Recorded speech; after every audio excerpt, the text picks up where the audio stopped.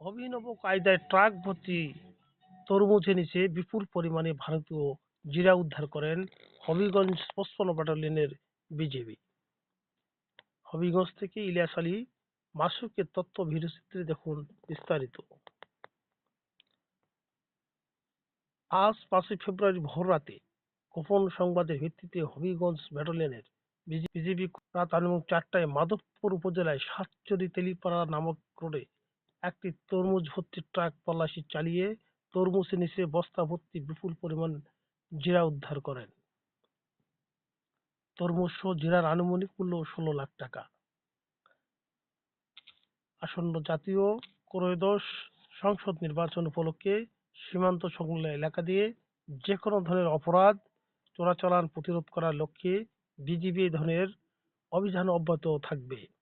একই সঙ্গে চোরাচালান প্রতিরোধ, সীমান্ত ২৪ ঘণ্টা বিজিবি নিজস্ব গোয়েন্দা নজরদারির বৃদ্ধির পাশাপাশি সীমান্ত জনসাধারণের সক্রিয় সহযোগিতা ও সামাজিক সচেতনতা গড়ে তোলার আহ্বান জানিয়েছেন উক্ত ব্যাটালিয়নের বিজিবি কর্তৃপক্ষ।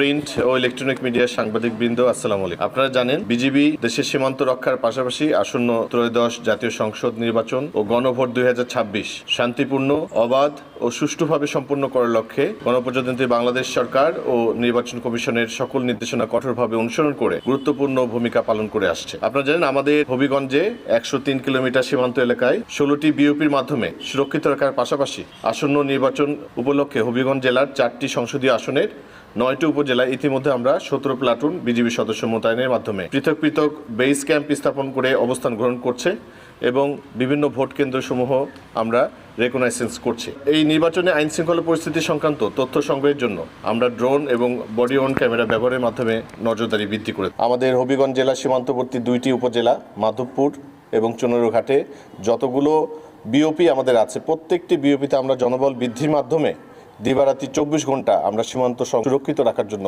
প্রয়োজনীয় ব্যবস্থা গ্রহণ করেছি। আমরা জেলা এবং উপজেলা প্রশাসন, বাংলাদেশ সেনাবাহিনী, বাংলাদেশ পুলিশ, বাংলাদেশ আনসার সহ অন্যান্য সকল বাহিনীর সঙ্গে আমরা মিলেমিশে কাজ করছি। চোরাচালান প্রতিরোধ এবং মাদকমুক্ত সমাজ গড়ে তোলা আমাদের সকলের অন্যতম দায়িত্ব। আমরা আমাদের অর্পিত দায়িত্ব পালনে অবিচল আছি এবং থাকবো ইনশাআল্লাহ। আপনাদের সবাইকে অনেক অনেক ধন্যবাদ।